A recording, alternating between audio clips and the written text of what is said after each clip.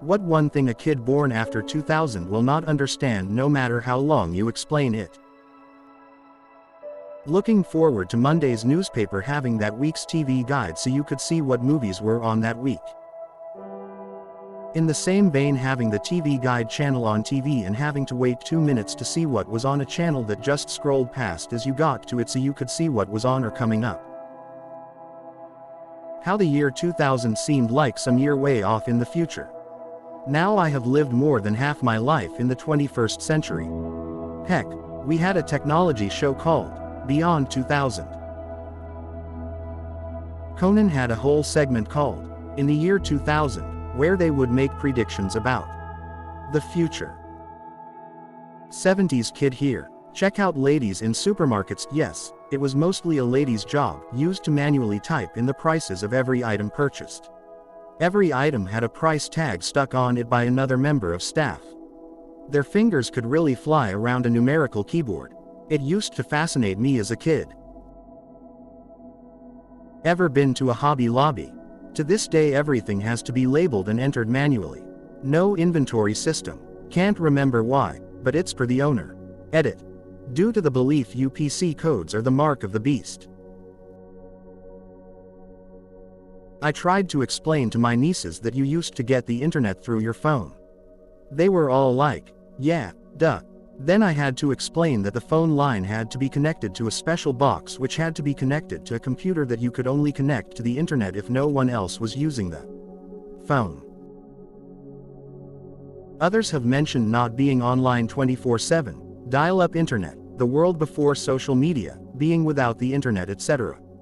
I don't. Any of those are really that hard to explain because you can simulate that experience today. What you can't simulate is what the internet used to be. Search engines were borked. There was no good search engine and your bookmark field had an actual purpose. Wikipedia didn't exist. The closest you got to something like that was a list of links at some random website. Want to know about ants? Here's a link to a site with pictures in wildly different resolution and a background made to mimic old parchment. You couldn't use the internet to listen to music. You could barely use it to look at low-res pictures, and you'd be lucky if even half the features of anything functioned. Old-timey internet was wild. It was also in today's eyes an uncanny valley. I miss 1990s era websites like GeoCities and AngelFire, to be honest. They had all sort of crazy and interesting content there. People just went away, and you never saw them again or had any idea what they were doing with their lives.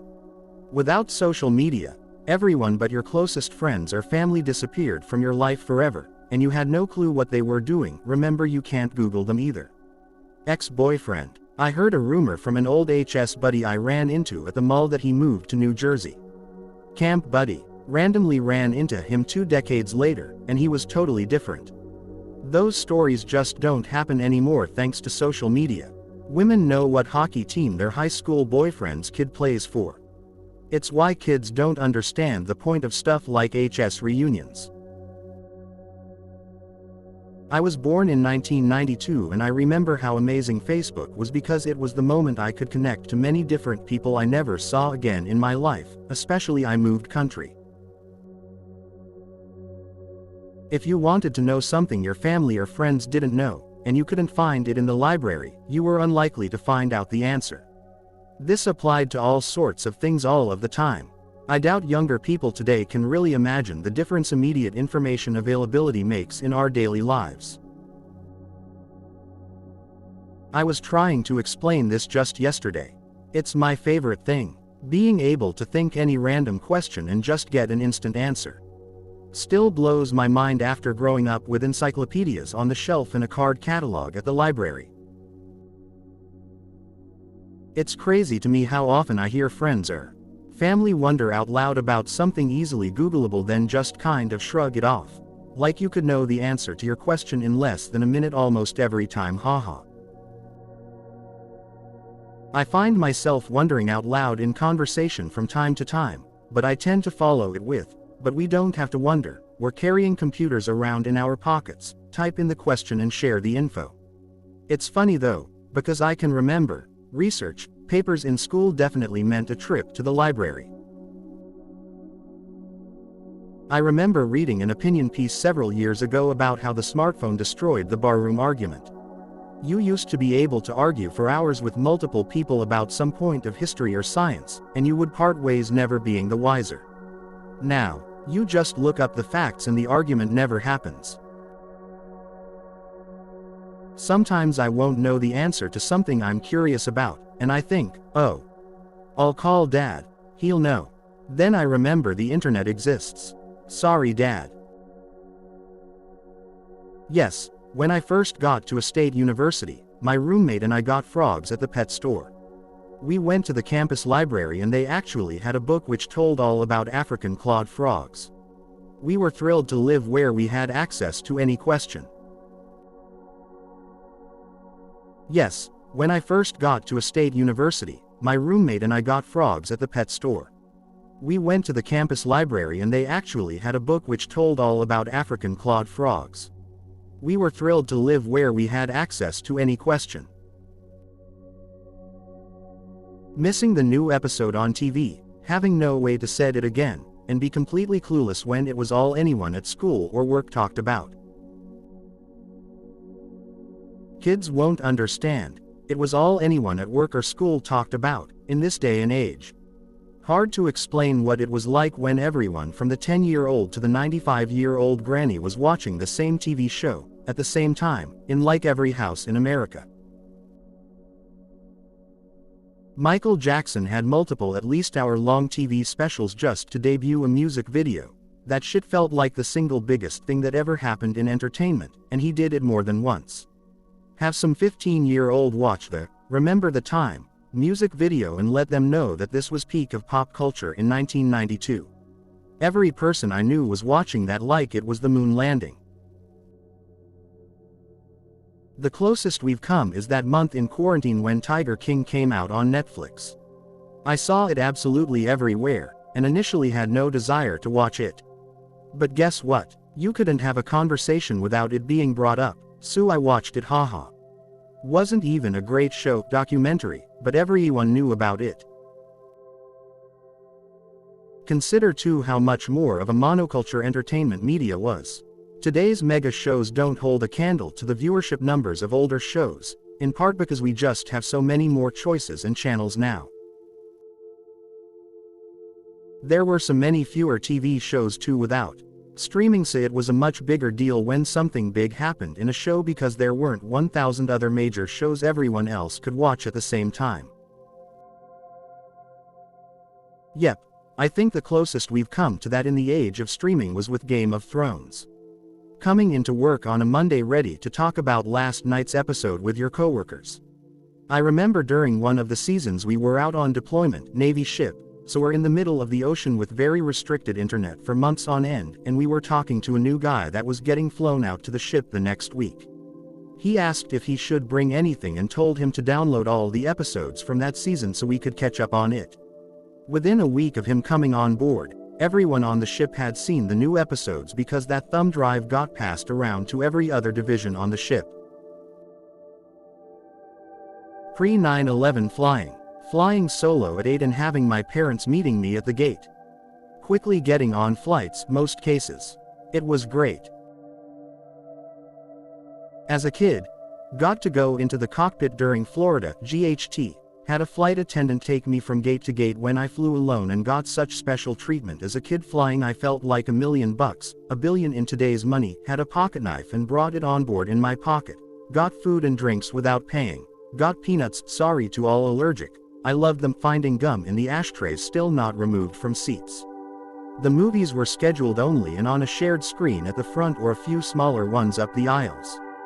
You could meet people on planes, and not even forcibly. I always used to get a fresh magazine to read. Now I just don't read, it's all their fault. Edit. Thank you all for the comments. Seems like they still let you in the cockpit, which is cool, but I do believe there is a big misunderstanding. Pre-9/11. As a kid you got to go into the cockpit while flying. There were a few years during the mid-90s we would take my grandma down to the airport so she could go and see her sister in Florida. We would park, walk her in, through security and right to her gate and say our goodbyes at the jetway door. I still remember shortly after 9/11, we were trying to do the same with my grandma as she was getting on a flight. We got stopped at the security checkpoint and had to say bye there. I was a little kid, like 7 years old, but I remember soldiers were stationed everywhere with rifles wearing essentially a full military setup. This was Memphis International Airport, not a small airport but not a huge airport either. I remember her coming back from her trip with things like cosmetics and other small things.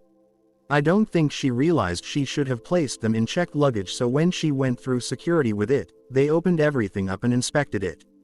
They basically ruined everything she had bought by sticking their fingers through jars to see if a bomb was hidden in it.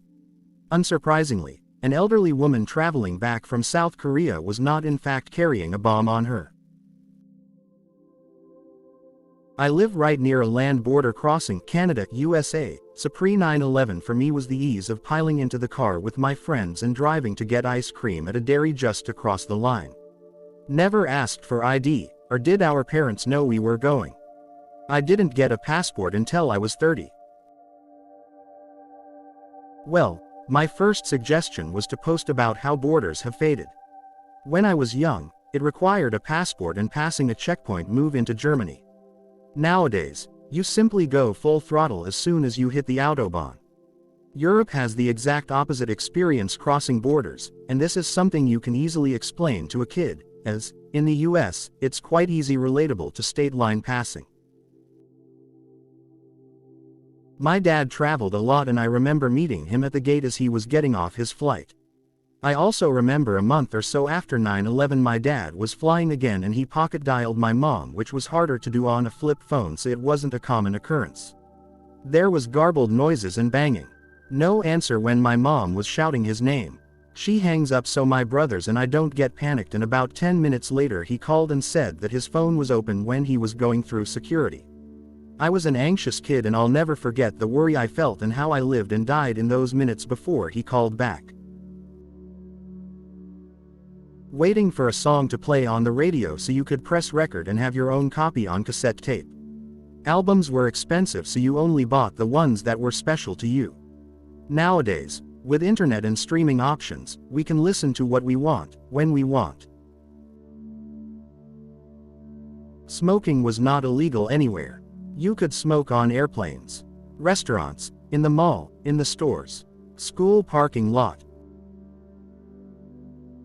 This is what I came to comment. Most public spaces were built with smoking in mind. So many people smoked and walls and ceilings were yellow with tar residue. Ashtrays were located every 20 feet, and ground out butts littered sidewalks and gutters. Carpets smelled like stale smoke. There were even ashtrays in car doors and plane seats. So gross, looking back, but it was so normalized that we didn't think anything of it. The tobacco companies really had it good there for about 50 to 60 years. Y2K. I tried explaining the doomsday prepping and panic to a young coworker and he thought I was making it up. Well, Y2K38 is coming, so they might find out in a little over 14 years. Edit. Since someone asked, Y2K38 is a problem with how we store time. Simplified, the Unix epoch is a widely used way to store a timestamp. It has counted seconds from January 1, 1970, and the problem arises when the timestamp is stored in 32-bit integer, which will be filled on January 19, 2038. It will cause an overflow, so when it reaches 2,147,483,648 seconds, it will wrap around to the smallest number that can be stored on a 32-bit signed integer, minus 2,147,483,648. This means that time won't be able to count past that day unless we upgrade the system to 64-bit.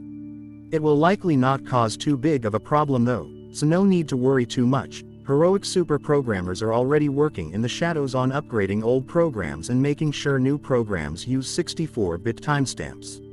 It is and will be a bunch of work that, if all goes well, no regular person will even notice in the end. Though a bunch of old programs, 32-bit operating systems and 32-bit hardware that needs timestamps, will still be unusable for the most part. I'm no expert, but that is my understanding of the problem. Getting pictures developed after a vacation. I went to Europe as a teenager in 97 feet. I worked and paid for the trip myself. I was so excited. My parent bought me a brand new Kodak camera and a massive thing of rolls of film. Over the weeks I took 17 rolls of film. Took them to the local experts to get developed. When I went to pick them up I almost cried. The lady told me she only developed 5 rolls because they were all just this gray fuzziness. Turns out that fancy Kodak camera has an internal shutter that malfunctioned, and there was no way I would have ever known it was doing so because the outside shutter made a click noise like they normally do. It's been 25 years and I still flip the bird when I hear the word Kodak. I used to buy disposable cameras all the time and would get them developed at this family-owned pharmacy literally a block away from me. This went on pretty much from middle school through most of high school when I got my first digital camera. This was when they became super popular in the early 2000s. The ritual of completing a roll of film, taking it to the pharmacy and then waiting anywhere from 4 to 7 days was so fun looking back. I still have most of those physical photos versus the digital ones that just stayed on my computer. Not having an internet record of your childhood. It's just weird to me that children's faces are all over the internet and they have, never will have, control over their adolescent privacy. I didn't think about this much until I started watching former child star Alison Stoner's YT series Dear Hollywood. Obviously her situation was inflated by being famous, but it really got me to start thinking about the impact of having your childhood so publicly shared on social media or wherever. I'm not saying to not post about your kids online, but I think adults should consider setting boundaries for the kids in their life and really consider the implications of what they're sharing, how many people are seeing it and who exactly they are, and how the kid might feel about it someday when they understand. What life was like before the internet and social media became ubiquitous. If you wanted to talk with friends you had to work out a mutually agreed time to phone them. If you wanted to hang out, you actually had to go to each other's houses or the mall. If you wanted to look something up, library. And if you felt different from the other kids, it felt like you were the only one in the world. The concept of personal privacy, on every level. You might understand it as a concept, but living it is different. There used to be a time before the internet was common where you weren't expected by everyone to be reachable. You wouldn't call or knock on someone's door past 7 p.m., and this extended to the early days of MSN Messenger and texting. By the time MySpace rolled around it started to go downhill for the chronically online crowd, but most people were warned against posting anything online that was identifying or personal. Now we live in the age of professional sharing vlogs where people can post an entire child's life from conception to college for millions of people to see. It's crazy.